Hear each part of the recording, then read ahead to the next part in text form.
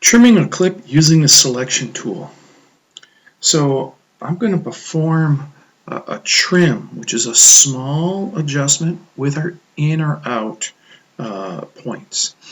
And I'm going to use what's known as performing a delete and ripple delete edit.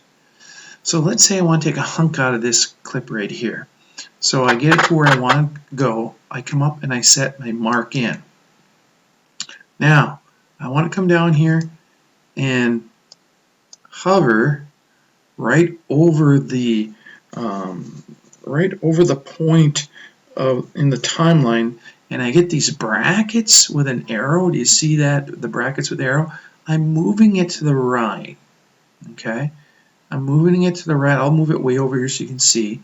You can see that I'm doing plus 4 seconds and 11 frames, and I'll go to 4:15, and I'll let go.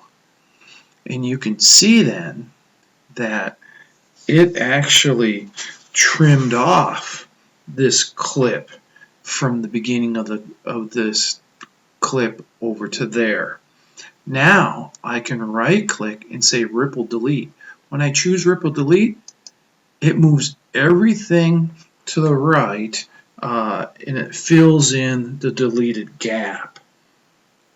So in this process, we essentially made a marked in point, and then we hovered over the end point with our mouse, and we dragged over that open bracket cursor to where we took the part we wanted to remove out, and we right clicked and we chose ripple delete, and that will shift everything to the right to fill the gaps in the edit.